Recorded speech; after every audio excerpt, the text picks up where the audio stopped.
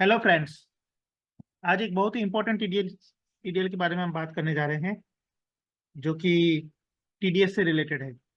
ये TDL TDS से related है, लेकिन ये उस टीडीएस से रिलेटेड है जब थर्ड पार्टी हमारा कोई टीडीएस काटती है। इससे पहले जो हमने टीडीएस का मॉड्यूल देखा था उसमें हम टीडीएस काट रहे थे। यहाँ पे अगली पार्टी हमारा टीडीएस काटती है। जब अगली पार्टी हमारा टीडीएस काटती है तो उसका हमारे इनकम टैक्स के पोर्टल पे 26 AS फॉर्म जनरेट होता है। वो 26 AS हमें ये बताता है कि हमारा किस किस पार्टी ने टीडीएस काटा है। तो अब अगर हमें टीडीएस का रिकॉन्सिलेशन करना है कि किस किस पार्टी ने हमारे कितना कितना टीडीएस काटा है, हमने हमारी बुक्स में कितना टीडीएस उसका एंटर किया है, ये सब का रिकॉर्ड अगर हमें देखना है, उसका रिकॉन्सिलेशन करना है, तो उसके लिए हम ये टीडीएल बना के लेके आए हैं आपके सामने। बहुत ही अच्छा टीडीएल है और बहुत सिंपली कुछ स्टेप्स में ही आपको सारा काम इसमें मिल जाएगा। तो हम मॉड्यूल को लोड करते हैं। ये मॉड्यूल लोड करने के बाद में आपको टैली को रीस्टार्ट कर लेना है। टैली को रीस्टार्ट करने के बाद में आपके पास में यहाँ पे ऑप्शन आ रहा है इनेबल टीडीएस 26 AS रिको मॉड्यूल। आप इसे यस कर दीजिए। इसको इनेबल करने के बाद में आपके सामने यहाँ पे एक ऑप्शन आ जाएगा 26 AS रिकॉन्सिलेशन। यहाँ पे आपको इसके अंदर जाना है। अब अगर आपको किसी पार्टी के पैन, इसमें क्या होता है कि जो पार्टी हमारा टीडीएस काटती है उसका हमको 10 नंबर अपडेट करना होता है। और इसके लिए हमें एक टेक्स्ट फाइल जो होती है, वो पोर्टल इनकम टैक्स की पोर्टल से 26 AS का या तो पीडीएफ डाउनलोड होता है या फिर टेक्स्ट फाइल डाउनलोड होती है। यहाँ पे ये देखिए एक टेक्स्ट फाइल है। जो टेक्स्ट फाइल मेरे सामने यहाँ पे दिखाई दे रही है, इस टेक्स्ट फाइल को मैंने पोर्टल से डाउनलोड कर दिया है। ये टेक्स्ट फाइल कुछ इस तरह से डाउनलोड होती है। अब यहाँ पे ये टेक्स्ट फाइल डाउनलोड करने के बाद में आपको यहाँ पे उस टेक्स्ट फाइल में सारी डिटेल्स आ जाती है कि किस किस पार्टी ने हमारा कौन कौन से सेक्शन के तहत टीडीएस काटा है। अब इस टीडीएल के अंदर हमें पार्टी का 10 नंबर अपडेट करना होता है। पार्टी का 10 नंबर अपडेट करने के लिए हम पार्टी में जाएंगे। यहाँ पे देखिए एक ऑप्शन है use for TDS 26 AS reconciliation. इस पार्टी को हमको 26 AS रिकॉन्सिलेशन के लिए यूज करना है क्या? अगर आप इसे यस करोगे तो फिर आपको इसका 10 नंबर डालना होगा। जो 10 नंबर आपको 26 AS से मिल जाएगा।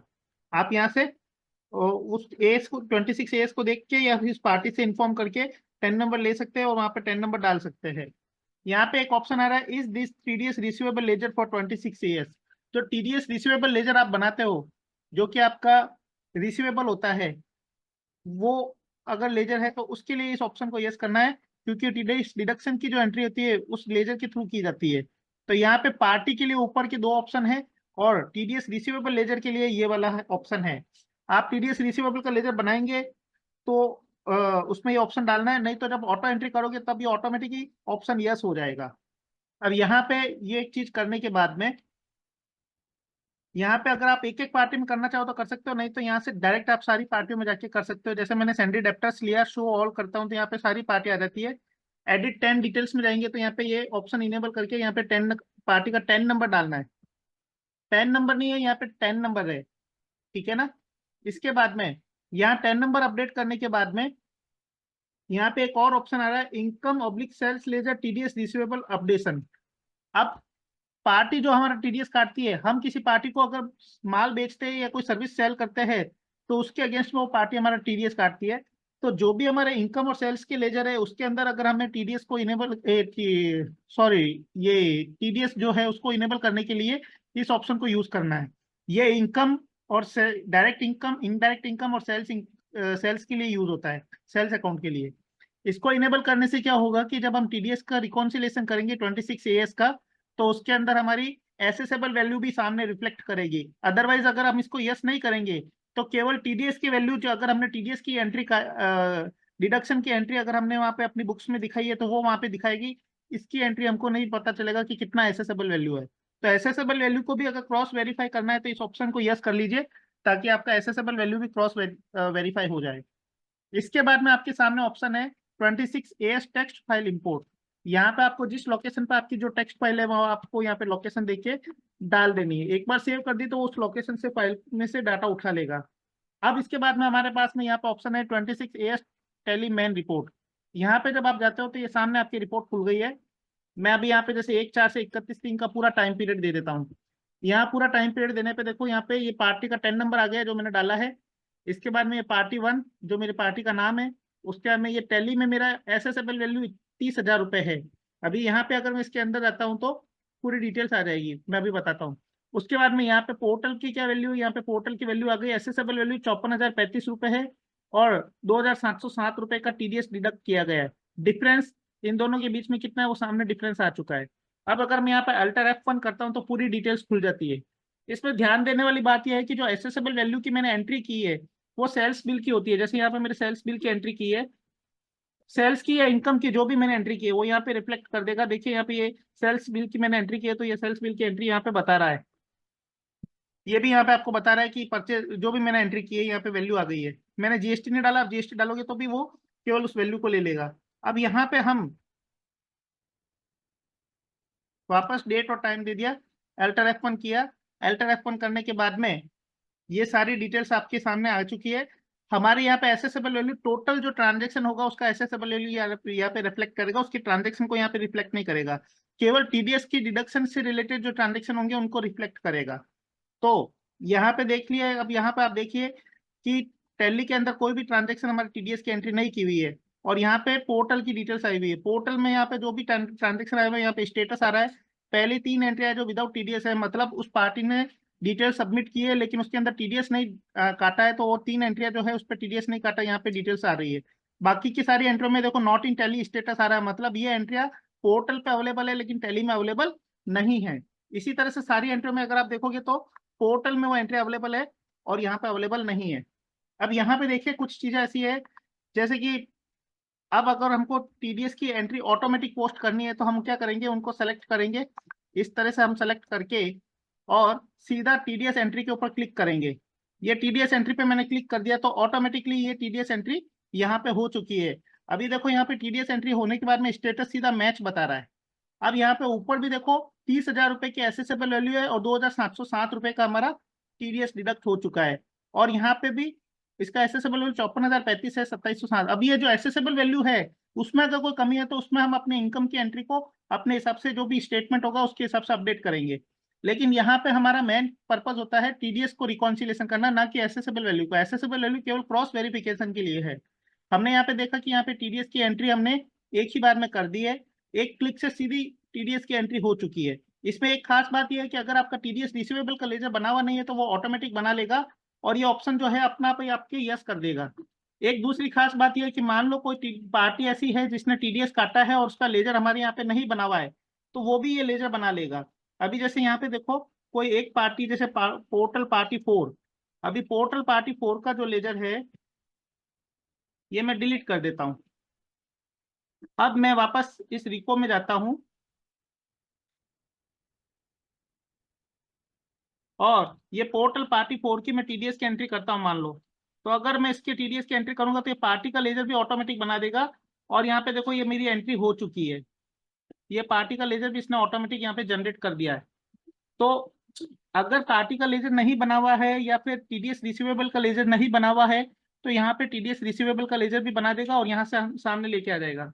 अब ये तो सिनेरियो था कि अगर हमारी एक भी एंट्री नहीं की हुई है, अगर मेरे एंट्री की हुई है और उसको रिको करना है तो उस कंडीशन में कैसे करते हैं। तो यहाँ पे जैसे अब हम क्या करते हैं, इन एंट्री को मैं वापस रिमूव कर देता हूँ पार्टी 1 से। मान लो पार्टी 1 के अंदर मैं इन एंट्री को एडिट कर देता हूँ।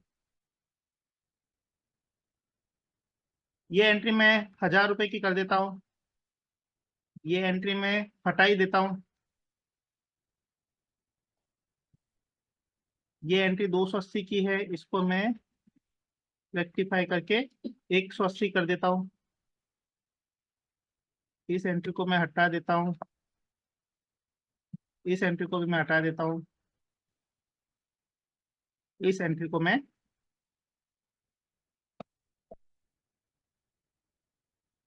300 रुपये कर देता हूँ। इस तरह से मैंने कुछ एंट्री इसमें की है। अभी अगर मैं रिको स्टेटमेंट में जाता हूँ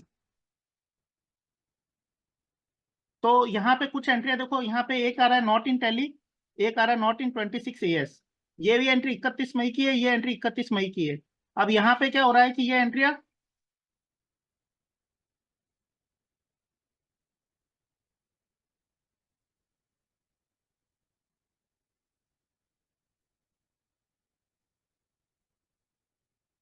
यहाँ पे कुछ एंट्री आपकी ऐसी है जो कि मैच हो रही है, कुछ एंट्रियां मैच नहीं हो रही है, तो जो not in tally not in 26 AS आ रही है, वापस यहाँ पे not in tally not in 26 AS आ रही है। इस तरह से आपके सामने एंट्री आ रही है। अब इनको मर्ज करने के लिए आप इन एंट्रियों को सेलेक्ट कीजिए और इनको मर्ज कर सकते हो। जैसे मैंने इस एंट्री को सेलेक्ट किया, मल्टीपल मर्जिंग भी आप कर सकते हो, लेकिन मल्टीपल मर्जिंग करते समय आपको डेट का ध्यान रखना है। अभी ये देखो, मैंने यहाँ पे 2 एंट्रियां सेलेक्ट की है। इसी तरह से ये एक और एंट्री है 26 एएस की, ये 344 और ये वाली। इनको अब मैं मर्ज एंट्री पे क्लिक करता हूँ। मर्ज बिल्स पे क्लिक करने के बाद में ये एंट्री सारी मेरी मर्ज हो जाएगी। यहाँ देखिए, मर्ज होने के बाद में ये पार्शली फाउंड में बता रहा है, ये भी पार्शली फाउंड में बता रहा है, ये भी पार्शली फाउंड में बता रहा है। अभी पार्शली फाउंड में एंट्री बता रहा है, मतलब क्या हुआ कि हमारे यहाँ पे 1000 रुपए की एंट्री है और पार्टी की यहाँ पे 1233 रुपए की एंट्री है।